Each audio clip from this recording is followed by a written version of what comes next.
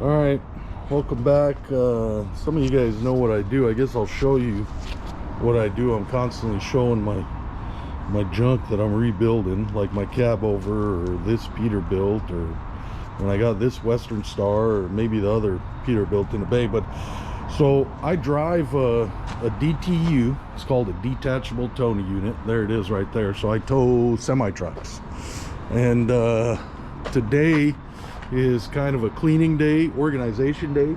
Like once every couple of months, I'll tear my whole inside of my truck out, empty all my toolboxes, and sort and inspect everything, organize everything, and put them all down, or put them all away, and make sure everything's okay and ready to grab, and I know where it is, and I have a good inventory of what's going on, because you don't want to be on the side of the freeway blocking traffic with people doing 60-70 miles an hour digging for tie downs or untangling tie downs, because you know, I don't want to get hit by a car while I'm untangling tie downs. That just sounds foolish. But anyway, this is it right here. I organize everything. I put all my straps in here, tie them all up, so when I open that bag I could just grab one and then grab a ratchet. These are just some of my tools. These are just driveline tools. These are all air fittings. These are more driveline. These are just different sockets. And I've got my impact gun, small one, big one. I've got Cajun bolts, spare batteries, a bunch of airlines, and these are ratchets. You know, we use these. I also tow, one of my biggest accounts is the local recycling yard. So I tow wrecked trucks. So let's say a guy gets into an accident on the side of the freeway, and he gets into an accident, another tow company picks him up, takes him to their yard, insurance salvages it, or the tow company itself liens it, or whatever happens to it, and then somehow it ends up in possession of the recycling yard, who will buy it. They'll strip it down, the nuts and bolts, and recycle every last nut and bolt. They'll sell the engine, whatever. You guys would, you know, some of you guys would consider them junkyards. I can tell you they're the furthest thing from the junkyard because of the way they meticulously take everything apart. And they sell everything. You'd be amazed what they sell. But anyway, I emptied out my whole truck. And this is about what I got. You know, I'll give you a brief walkthrough. So what I was getting at with those wrecked trucks is some of them are so wrecked, the axles will be ripped off of them. Some of them, the cab will be ripped off, and I've got to strap the cab onto the frame and tow them 200-300 miles, some of them. So they got to be DOT legal. There's a lot of things that come into play. There's a lot of strapping, chaining, and securing of the load. But there's your ratchet binders. Sometimes I'll have to change a wheel on one of those wrecked trucks. I'll pull one wheel off of one side of the corner, put it on the other one. There's airlines. Those are airlines for towing truck and trailer, so I could plumb into the trailer. These are my chaining axles, or pulling, winching stuff out. Here's more chains for winching out. Sometimes I won't have enough winch cable, and I'll use every one of these 4 chains plus that one big one over there, and all my winch cable. So you can imagine sometimes these guys go off into the bushes. My light bar, I got floor mats thrown in all over my floor because sometimes I get in there soaked with grease and oil and coolant. Spill kits I've been at accidents where I've used all of those, where guys blew their oil pan out, or blew a fuel tank out, or who knows what they did. But I've had guys hit stuff with their fuel tank and 150 gallons of diesel. That doesn't make a dent in it, but what I can do is cordon it off and try to contain it from going into the sewer system or stuff like that. That's technically what you're supposed to do. But one of the snatch blocks, I've got another one, but it's in my other truck, and when I get a winch out call, I'll take both snatch blocks. This is a brake buddy that is used to tie to the steering wheel, and you tie it to the brake pedal. And what you'll do is you'll get a you'll hook an airline up to your truck, and then when I hit my brakes on my truck, it'll push that lever in and out, and it'll actuate the brakes on the truck and trailer that I'm towing. That way I have full brake system on some of those loaded truck and trailers that I'll tow. New battery, this doesn't go there. See, things like this, I'll go, like, I found this in my cab. I don't even know how it got there, but it is good. So it's gonna go here. let's see what else we got. Yeah, I got an inverter to charge my battery charger in case I need it. And you can see I have emptied out my truck completely. The whole sleeper is empty also. I've got a lockout kit actually in there. I still left the lockout kit and some other stuff, but I got rain clothes, 2 jackets, because sometimes you'll lay under these trucks in puddles. I'll have an emergency clothing bag. This is literally that. It's underwear, socks, jeans, a couple of t-shirts, a sweatshirt, and a towel. Literally just that. It's an emergency bag, because sometimes I'll get under trucks to hook them up or to repair them or whatever I'm doing, and I'll come out of there soaked to my underwear. And you know, no one wants to be that dirty. A million gloves, because sometimes I'll go through 3 sets of gloves working in the rain in the puddles. I'll go through the gloves, and what I'll do is take them off as they get soaking wet down to my fingers, put a dry pair on, and do it again. Go back out there and finish working. More pulling straps. Sometimes I'll get box truck calls. They get stuck in the mud, off-road, theft recoveries. I'll use those for things like that if it's dry out. I don't like to use those when it's raining because I don't want to get them dirty. Caution tape. I've had to wrap trucks completely with caution tape to keep people away. Garbage bags to pick up all that other those go over there on that side, to pick up all my oil soaked rags or diesel or coolant or whatever that may be. That's my tow light bar. That tow light is remote control, Bluetooth, so I can hook it up to the back of a truck I'm towing, and that corresponds and does what my truck does. Let's see here. That's my remote. My sneakers are dirty. These are my work sneakers. That's my remote for my lift in the back. A little knee pad, triangles to make DOT happy. An extra strap for my ratchet straps in case I break one. And these are all different attachments that I'll use to hook up the trucks. These are, you know, these are used for U-bolts. 90% of the time I'll use these 2 right here. Box trucks, semi trucks, dump trucks, what have you. Every once in a while when I get a winch out, they won't have their hooks, so I'll have to take, you know, my own hooks out there. I've lost some over the years, but I want to say those are Kenworth Peterbilt. This one's an International. I can't remember what that one is. I think that's an International also. Those are Freightliner, those 2, and that's a Volvo. I haven't had one, and there's my this goes with my snatch block. I haven't had one yet that I haven't had an attachment for or been able to improvise. I try to pull from those attachments. If I don't pull from, if it's loaded or something, what I'll do is hook up to the frame and wrap the axle underneath. Where'd I put my snatch block? Right here. Yeah, this goes over there with that. Another ratchet strap. So another thing I'll do when I have everything out is I WD-40 everything. I zip tie all my airlines to make sure everything's okay. This is in case I get a truck and I need to add air real quick, so I don't have to make a fitting. I just hook that up and I'll add air to it. More ratchet straps.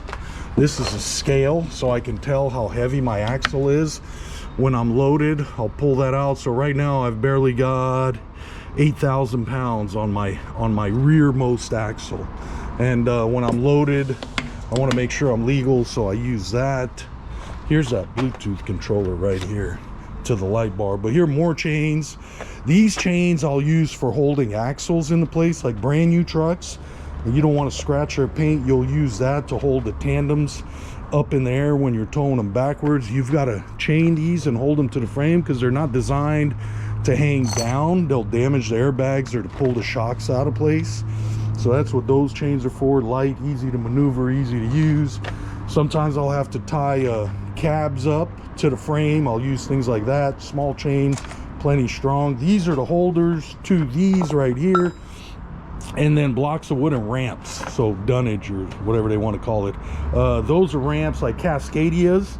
Some of them are literally that far off the ground. Like, I kid you not, they're that far off the ground. They have a wind dam, and you've got to pull those onto these ramps before you can put your underlift underneath and scoop up the front axle. These are like axle forks, different kind of forks right here. These are Volvo suspension, those big Volvo air ride front axles.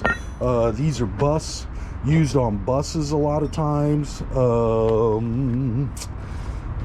These right here are basically these, only taller. Some Peterbilts and Kenworths will have a tall axle, and these are supposed to sit in between the U-bolts. Sometimes they won't reach in between the U-bolts, so I'll have to use these or these, right? Or that's the same one, excuse me. I'll have to use those too. But wheel chocks, because I don't have stiff legs on my truck, so I'll use these. These are metal wheel chocks. I got them off of a wrecked forestry truck, and because I don't have, so some trucks will have, you know, the big stiff legs. Those are recovery trucks. Those are specifically designed to do rollovers, big stuff. I'll pull out a dump truck. I've pulled out a loaded truck and trailer just with those stiff legs, and one snatch block. I've pulled out 80,000 pounds out of some places where you would think there's no way that little, you know, my Western Star will pull it out, but it will. What else we got here? We got grinder, plenty of blades for my grinder. Sometimes I've got to cut parts off of trucks before I can move them. Plastics, door hinges, just to remove a whole door, whatever. Pry bars. This is my Snap-on pry bar. You know how much these things cost? $500. I think that's so obscene expensive, but I'll tell you what, I've had this for about 3 or 4 years, and I have tried to bend it and I can't bend it. This is my little one. This one you can see is bent a little bit. This I'll use to pull drive lines out after I to disengage them from the joints after I've pulled them out. You know, I'm looking around here, and what I don't see is my, oh man, I hope I did not lose my U-bolt puller, because I don't see it anywhere. So I've got more sockets. Like I said, sometimes you've got to do repairs to these trucks to get them to go. Okay, there. Let's see. Yep, there it is right there. So here is more tools in there, but that's a driveline yoke puller. These things are expensive. They're about $500 for these bastards, but they're the Tiger tool. I wouldn't get the cheap ones, because what I'll do is they'll strip or they'll crack here. 90% of the time they'll just strip this while you're under there with an impact gun, and then you've got problems on the side of the road. But this kit here is just for pulling axles, drive lines. You always want to have WD-40. When you pull axles out, you got to put these hubs on so you don't spill oil and lose the oil everywhere. These are axle straps. If I'm towing a bobtail, I'll use those 90% of the time to strap the axle to that T-bar. So that T-bar will go underneath the axle, and I'll use that to strap it, and I'll use one of these sets of forks to put it in. But yeah, I know what you guys are thinking, man, this guy's a hoarder, but you got to be prepared when you're driving a truck like this and you get a call in the middle of the night or in the middle of the day in traffic. You got to be prepared to go out there and take care of whatever it is in front of you. So I think there was maybe 1 or 2 trucks that I walked away from and didn't tow them, and I refused and gave them away to other companies because of I didn't want to. There was already damage done to them, and the way I was going to hook up would have risked more damage, and they were such brand new trucks that I didn't want to be liable for causing more damage. And I said, look, the little money I'm going to make off of this tow is not worth it. These are more wheel chocks. These I do not take out unless I absolutely need to. So the way these work is they're heavy. They're heavy too. So I will if something really crazy happens, right, I'll drive up on those. I'll tie this chain up into there using that. I've got another shackle that I'll use, and the truck will drive back on this, and when the truck wants to go over it, it won't, because the chain is holding this, so it can't go the wheel can't go over this, and then this digs into the ground. And I'll tell you what, those are just as good as stiff legs. Back in the early days of towing, this is what they had before they had hydraulic stiff legs. And I think those things weigh about 45-50 pounds. One of the reasons I don't use them. And then I've got a boatload of attachments. I'm not even going to show you those for doing trailers, doing fifth wheels, doing RVs. Those sit inside of the shop, and I only take what I need as I get the call. So when I get the call, I ask them what it is. I get prepped up, make sure I got everything I need, and then I'll go do the call. Obviously, we got a lot of Gatorade. I like Gatorade and trying to stay off the caffeine. I got a bad habit with caffeine. But over length, or these are long load signs, these two, that's an oversized sign. So if you're hauling a truck and trailer in the state of Oregon, you got to have these in the front and the back. You also got to get an over length permit, and if you're heavier than 90,000, you got to get a overweight permit. Also, they have a special number that us tow truck drivers will go get it. Now they're doing it online though. It's crazy how easy stuff got. You know, more windshield washer fluid. By law, you got to have an extra gallon of that in your truck. People don't realize that. DOT will ding you for that if they really wanted to. Your typical first aid bag. Sometimes I will, you know, scratch, cut, and bang myself up doing something on a truck, so I'll have that with me. This has probably been one of the best tools. This right here, this is what I'll use to break lug nuts off of the semi truck. So I'll break them loose with this, then I'll put my big impact gun, and I'll put this gun on there, and because this will not break them loose, because that doesn't go, it's not strong enough. So once I break them loose with that wrench, I'll put this on there, pull the nuts out, you know, pull the nuts off, and then I'll take the damaged wheel out, either throw it away or strap it to the truck somehow, but I'll make it to where whatever's touching the ground is in good working order and everything's okay. And sometimes you got to work on the brakes on them to move them. You either got to disengage them or plug them up or do all kinds of stuff. I've got these jumper cables that I've had with me, and I've learned not to use these because sometimes these guys will have issues with their electrical system on their truck when they call for a jump start, and it could backfeed into your truck, causing you problems. So I learned my lesson real quick. I do not use those anymore. I've got a jump box inside.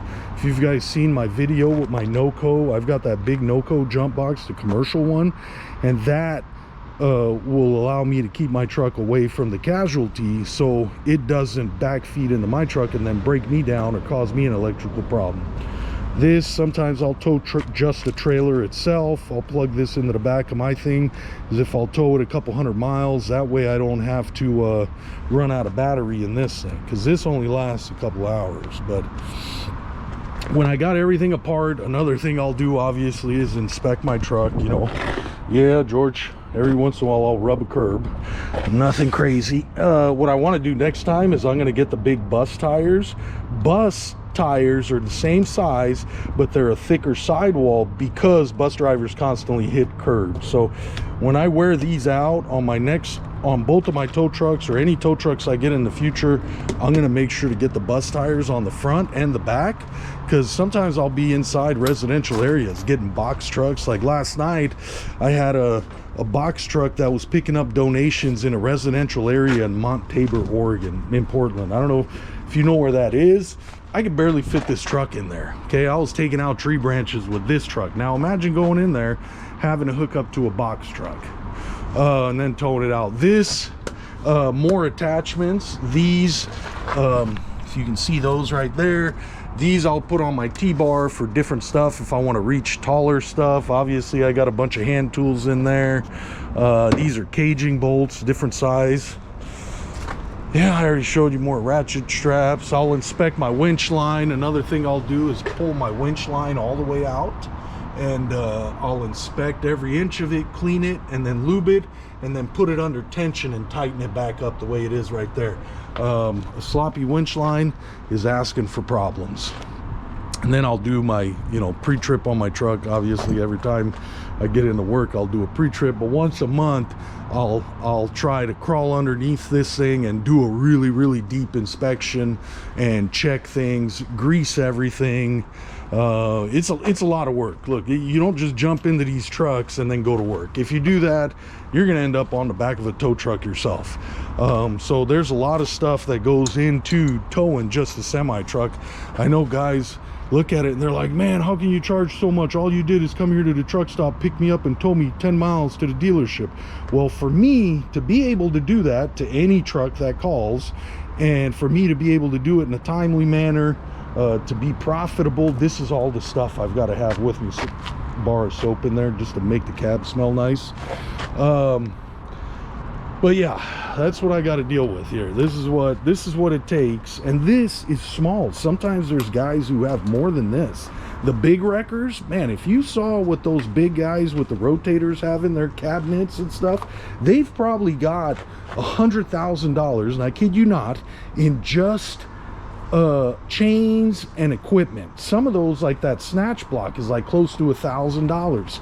These two hooks right here are about $800. You know, so you can imagine how expensive everything gets. Those hooks right there, used, they're, you know, 40, 50 bucks at the recycling yard if you go to get them. So everything you touch on these trucks is expensive. These right here, I want to say this set is used on the end of the T-bar. I think those are like $1,000. I can't imagine how much they are because I got them with the truck when I got them new, luckily. But the big trucks, the rotators, or the big, you know, 30 ton or 50 ton or whatever, what have you, those guys will have, you know, $100,000 worth of equipment. Some of those slings they have are a fortune. Some of the chains they have are you know, in the thousands of dollars. Those chains used to lift loaded semi truck and trailers off of the ground and get them out of weird positions and, you know, manipulate all that weight. You've got a fortune in there. So don't think this is a lot. Don't be like, oh, George is a hoarder. No, this is just what it takes just to tow semi trucks, box trucks. I'll do RVs every once in a while. Very rarely. I try to stay away from those because of the type of client they are. Those are private people. Different expectations, different, you know, you got to watch your P's and Q's. You can't be a foul mouth. You can't, I'm not saying I'm a foul mouth, but you really got to be on your absolute best behavior. They make, you know, first impressions within a few minutes of you pulling up, versus a truck driver. He's at the truck stop in a company truck. He doesn't care. He's going to sit in the cab, let you work, hook it up, and get it out of there. So that's my reason for not doing RVs. And I think that's the same reason that everybody charges so much for RVs, is because of the type of customer they have to deal with and what they have to put up with. Oh yeah, and I don't even have my winter chains on. So when I have my winter chains on, I just hang them around here, and this is my, you know, to put my chain on. But guess what? I have never chained this truck because of these fenders. So right now the truck's not aired up all the way. It'll go up a couple of inches more, but I've never chained up because of the clearance of these fenders. If my suspension bottoms out, it'll hit the chains and destroy this bumper. And plus, I don't want to go out there in the snow. I know guys say, oh, it's when you make all the money is in the snow. You make $1 million driving a tow truck in the snow. No. And I'll tell you why. Because if somebody hits me with their little stolen crackhead mobile out here in Portland in the winter, they're running around doing donuts, and they run into my tow truck and total my tow truck, guess what? They don't have insurance. Guess who's got to pay for it? This fool. And guess who doesn't want to pay for it? Me. I don't want to pay for it, and I don't want to make a claim on my insurance. And so that's why me, and there's several guys who think like me in this tow business that are like, you know what, it's too dangerous to drive around here in Portland. The liability's too much, and I just won't do it. Definitely won't tow if it's icy or snowy. I don't tow anybody. Will I go do a winch out depending on the circumstances where they're at? I will go do a winch out and just pull them off of the road, right? So that I will do. Yeah, you can see my boxes get dirty, and that's another thing I do. I absolutely clean everything, detail everything, because I'll spend hours in here, and I want this truck to be clean. And, you know, customers get in here, I don't want them to think I'm a bum, but this is what it takes, folks. So now you see, this is how I support all my habits to buy that big W900 or to buy this Peterbilt. This is what I do all day long, is towing related. Now I got a bad habit of buying old trucks that I think are cool, but we'll see what I do with those. Maybe that W900, I might put one of these units on here with stiff legs. They have a company that sells them and they're really beefy. They have stiff legs on them. I haven't decided which company to go with. I know who the top dogs are in the industry, and I know who's junk. I've learned enough in the business to know who to buy what from. I can tell you right now, Miller's probably one of my favorite ones. Ease of use. It's just a really nice unit. There is a competitor that makes something almost identical to this, and then they'll have these big stiff legs over here, so I don't have to carry those. But with that comes extra weight, and you can't tow as heavy in the back. You need a longer wheelbase to operate one of those units. But I'm really thinking about turning that W900 over there into a tow truck and putting one of these units on here, and then there goes the plane. My shop's right by the airport, and then maybe retire in the Western Star.